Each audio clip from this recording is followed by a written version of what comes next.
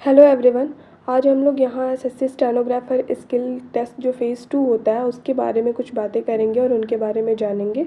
Maximum students ऐसे होते हैं जो फ़ेज़ 1 आसानी से क्वालिफ़ाई कर लेते हैं, बट फ़ेज़ 2 में उनको बहुत प्रॉब्लम होती है और मेनली जो बिगिनर्स हैं उनको नहीं पता होता है कि कहाँ से क्या करें। उनको जनरली यही लगता है कि अगर हम लोग शॉर्ट हैंड का जो बेसिक बुक है पिटमैन उसको कवर कर लेंगे देन ये इनफ हो जाएगा हमारे लिए और हम आसानी से शॉर्ट हैंड सीख लेंगे। तो ऐसा कुछ नहीं है, ये आप बहुत ही गलत सोच रहे हैं। ऐसा बिल्कुल नहीं है। वो एक बेसिक किताब है जिसमें आप रूल्स के बारे में जानेंगे कि कोई भी वर्ड कैसे बनाते हैं, एक 50 से 60 वर्ड पर मिनट तक या फिर मैक्सिमम 80 तक कैसे लिख सकते हैं। बट जैसे ही आप स्विच करेंगे किसी मैगज़ीन के साइड तो सडनली आपका 10% जो स्पीड है वो डिक्रीज़ हो जाएगा।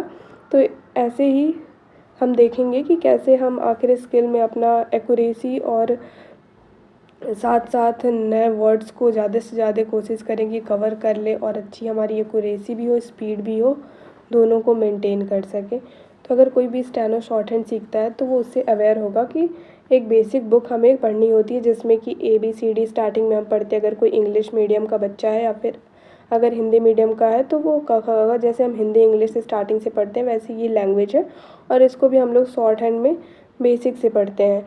तो इसको पहले कवर करना होता है। इसको जब हम कवर कर लेते हैं तो उसके बाद हमें आउटलाइन आराम से बनाने आ जाता है। कोई भी आउटलाइन दिया जाता है तो हम बना लेते हैं। बट इसमें हमें कोई भी चीज़ को शॉर्टकट में लिखने उतने शॉर्ट में नहीं बताया गया होता है। इसमें बस बेसिक हम सीखे रहते हैं सब कुछ लिखना, जो भी रूल्स हैं इसमें। नेक्स्ट जब हम शॉर्ट हैंड कवर कर लेते हैं तो उसके बाद हमें अपनी स्पीड बढ़ानी होती है। उस टाइम भी हम इतने कैपेबल नहीं होते हैं कि हम अपना स्टेनो स्किल क्वालिफाई कर सकें या फिर उतने अच्छे लिख सकें कि हम वहाँ तक पहुँचें।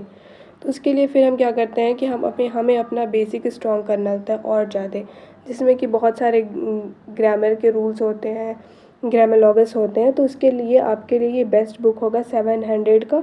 इसमें जो भी हमारे कॉमन वर्ड्स दिए हुए हैं जो कि डिक्टेशन में बार बार रिपीट होते हैं, वो सारे बेसिक छोटे छोटे से वर्ड्स हैं जैसे जितने भी ग्रामोलॉगस हैं। और या फिर कोई सेम में इसमें हम मेनली यही सीखते हैं कि कोई सेम वर्ड है जैसे कि स्पेंड और स्पेंट। तो इसको बनाने में किसी किसी का डार्क लाइट नहीं बनता है, तो उसमें आप चीज़ों को एक दूसरे से डिफरेंशिएट कर पाओगे कि चीज़ों को एक दूसरे से अलग कैसे करें। हम उसको लिख रहे हैं अगर सेम तो कैसे डॉट लगा के, डैश लगा के, कुछ भी लगा के उनको हम कैसे एक दूसरे से अलग करें कि हम दोनों को सही पढ़ सकें। ओके, तो ये 700 का अगर आप 20 एक्सरसाइज तक भी कर लेते हो, इसमें टोटल 40 एक्सरसाइज है और अगर आप 40 में से केवल 20 एक्सरसाइज तक भी कर लेते हो तो मोर देन सफिशिएंट है।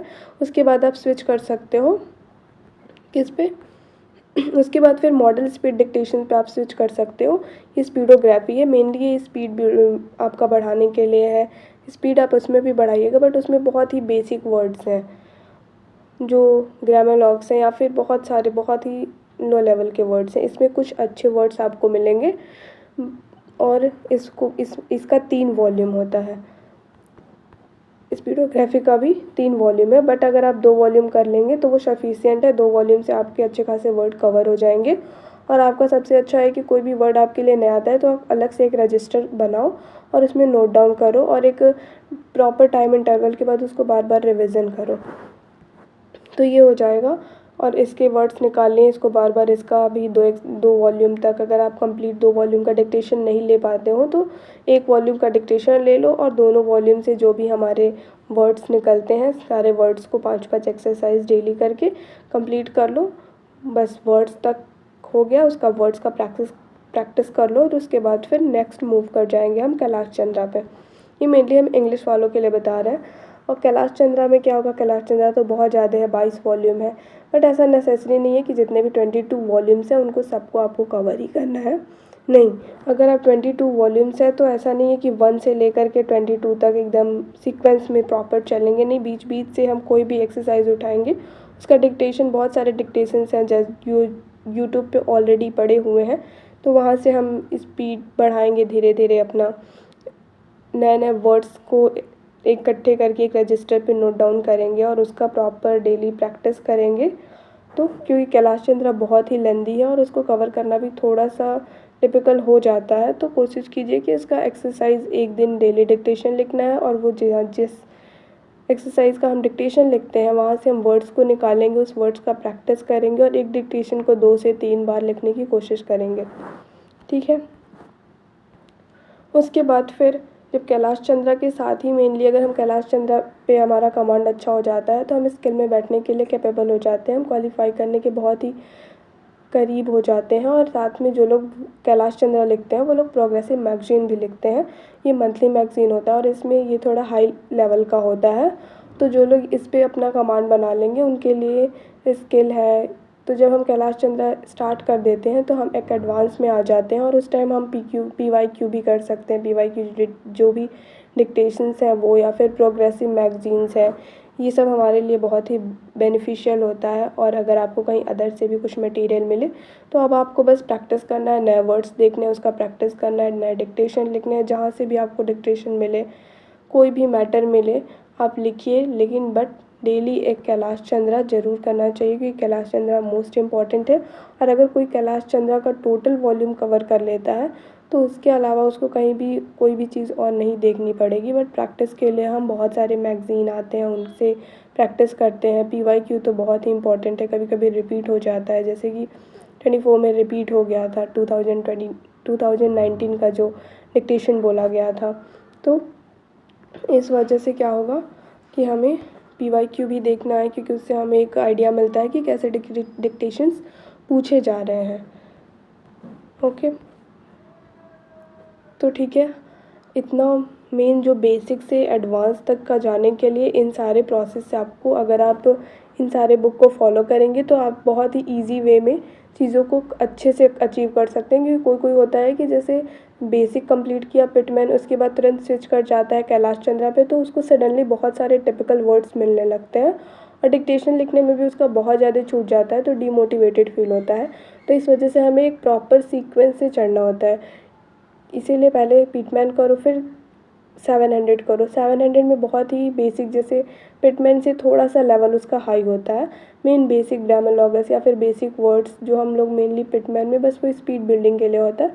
उसके बाद फिर हम मूव कर जाते हैं किस पे, इसके बाद 700 के बाद फिर स्पीडोग्राफी पे, उससे थोड़ा सा लेवल स्पीडोग्राफी का हाई होता है, तो फिर स्पीडोग्राफी पे हम मूव कर जाते हैं।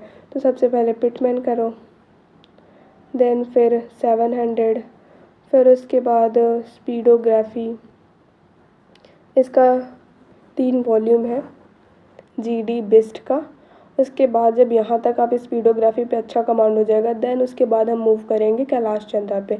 कैलाश चंद्रा पे जब हम स्विच करेंगे तो थोड़ी बहुत प्रॉब्लम हमें होगी, लेकिन जब हम वर्ड्स को निकालने लगेंगे, कुछ एक्सरसाइज तक पहुँचेंगे, वर्ड्स निकालेंगे, डिक्टेशन लिखेंगे, फिर उसका प्रैक्टिस करेंगे, तो ये हमारे लिए नॉर्मल हो जाएगा। और फिर एक टाइम ऐसा आएगा कि हमें जो एक पेज हमें वर्ड्स मिल रहे थे नए, धीरे धीरे आधे पेज होंगे, फिर 1 लाइन, फिर 2 लाइन, 2 लाइन, फिर 1 लाइन, ऐसे करके धीरे धीरे वर्ड्स कम होने लगेंगे क्योंकि आपकी आउटलाइन पे अच्छे खासे कमांड हो जाएंगे अगर डेली बेसिस से पे आप प्रैक्टिस करते हो। तो ये सारे स्टेप्स हैं जिनको फॉलो करके आप बेसिक से एकदम टॉप एडवांस लेवल तक पहुंच सकते हो। बहुत सारे बच्चे ऐसे होते हैं जिनको सीक्वेंस पता नहीं होता है और वो डायरेक्ट बेस से एक ही बार एडवांस पे स्विच कर जाते हैं, जिनसे वो बहुत ही प्रॉब्लम फेस करना पड़ता है उन्हें। तो ये प्रॉपर सीक्वेंस है जिसको आप फॉलो करके आराम से अपनी चीज़ों को वहाँ पे अचीव कर सकते हो और विदाउट एनी डिफ़िकल्टी आपका सब कुछ स्पीड, एक्यूरेसी सब मेंटेन हो जाएगा। ओके।